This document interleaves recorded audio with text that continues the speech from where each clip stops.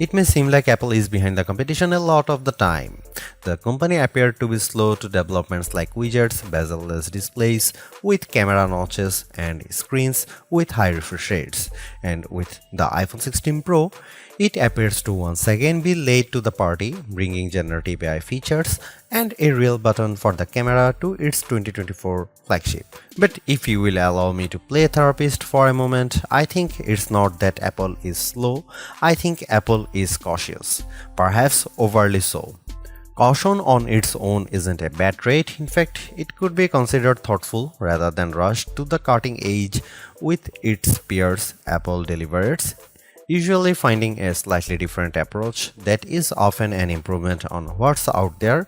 Just look at the Vision Pro headset or Apple Silicon, or even the iPod, the iPad, and the AirPods, which were far from the first of their kind when they launched.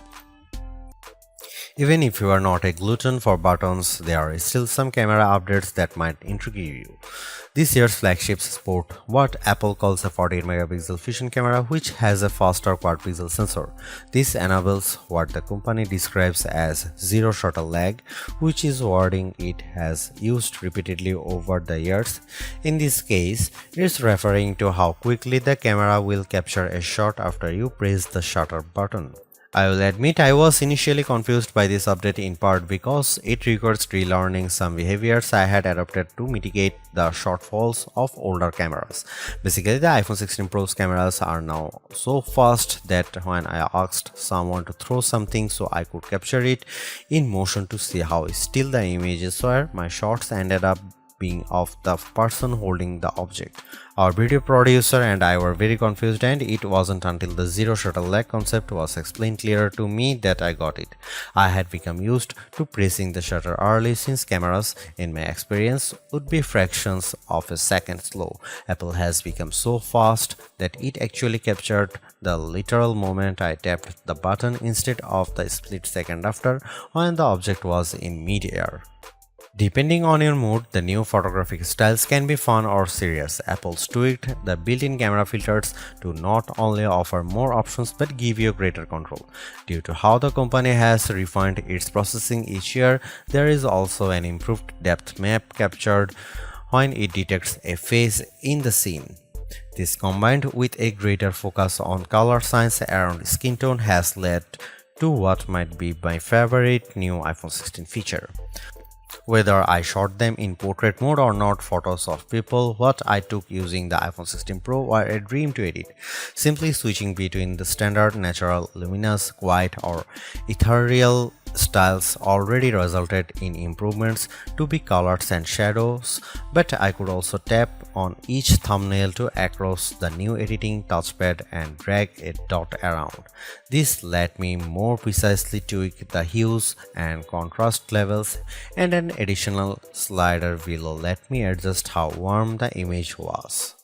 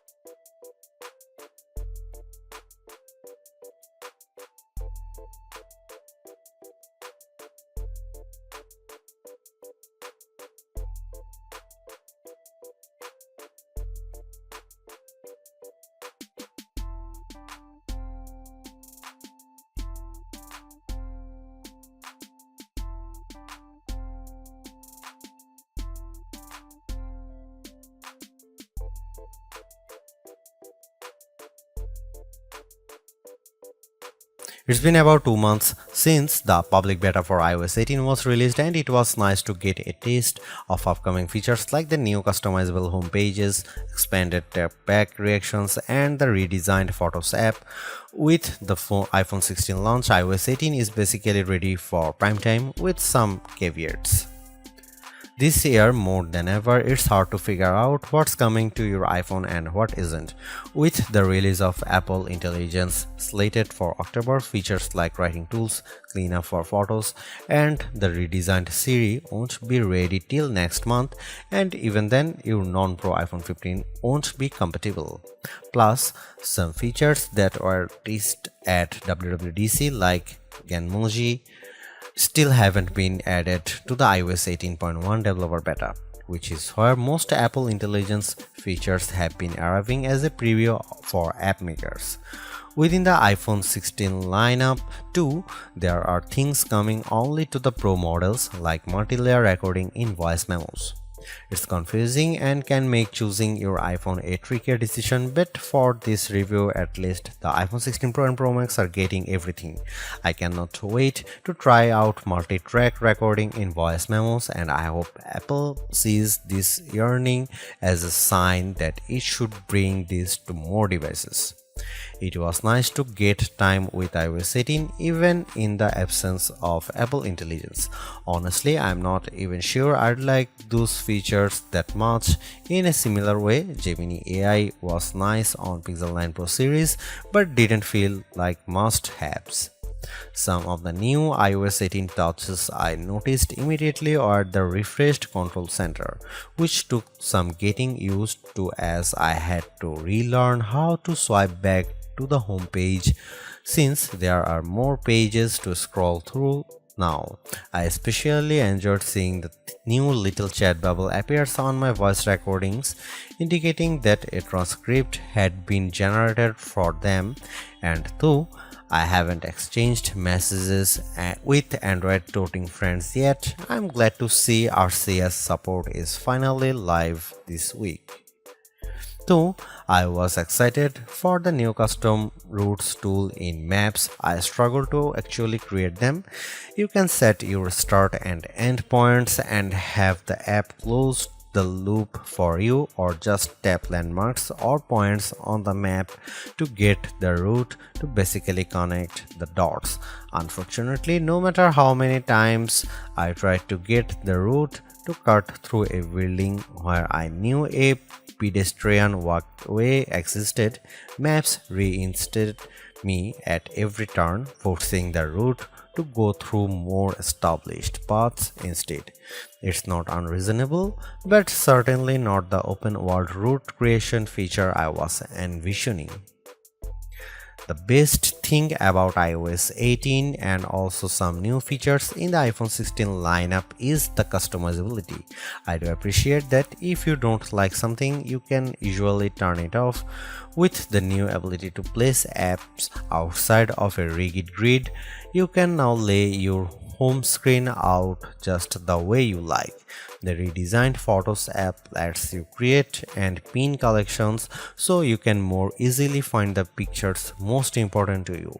And again, I'm glad Apple is giving people the option to turn off camera control altogether or adjust its sensitivity.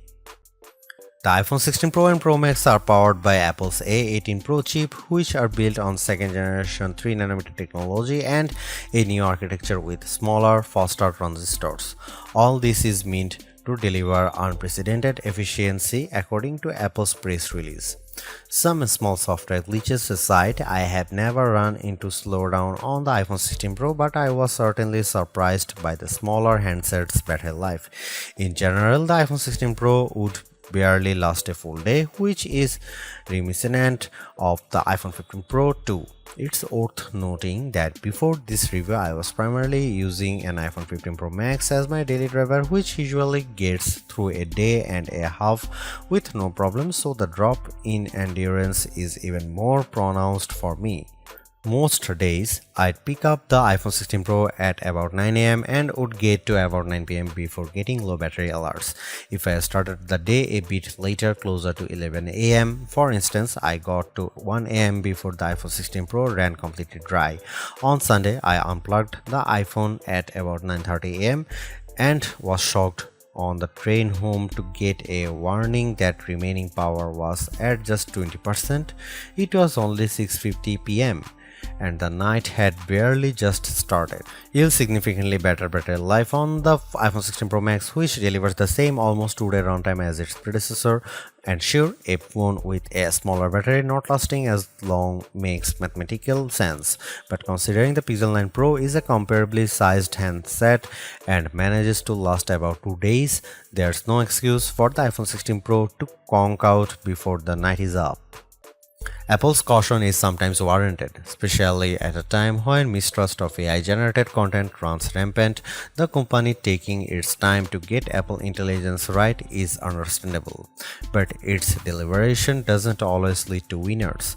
While I appreciate the attempt to differentiate camera control with the touch sensor for more versatility, I am not yet convinced on its usefulness. The good news is, and I cannot stress this enough, you have the option to tune it to your liking, and that's the theme I'm seeing in recent Apple features that hint at more thoughtfulness than usual. If you don't like something or if something isn't right for your needs, you can adjust or disable it. In iOS 18, you have greater control over your home screen's app layout and can pin custom collections for easier reach. In the Photos app, the action button introduced last year could have been a spectacular fail had Apple not let you still keep it as a mute switch, but it managed to give people more functionality while maintaining the status quo for those who are just as resistant to change. Change is scary, change is hard, but without change there is no progress. Apple's cautious approach is a tricky balancing act that's evident on the iPhone 16 Pro. Some new features like audio mix and custom routes in Maps delivers mixed results, otherwise like photography styles are hits. Then there are the basic ingredients like good battery life and durable, attractive designs that Apple cannot neglect. The iPhone 16 Pro's subpar battery life holds it back from beating the competition, which is stiffer than ever this year, especially from Google. Luckily for Apple, most people who have iPhones are going to stick with iPhones. It's just easier. For those already sucked into the ecosystem, the iPhone 16 Pro are worth the upgrade from a model that's at least 2 years old. If you already have an iPhone 15 Pro, for the sake of our planet and your wallet, you might prefer to hold off on upgrading, especially since this year's devices aren't that much different.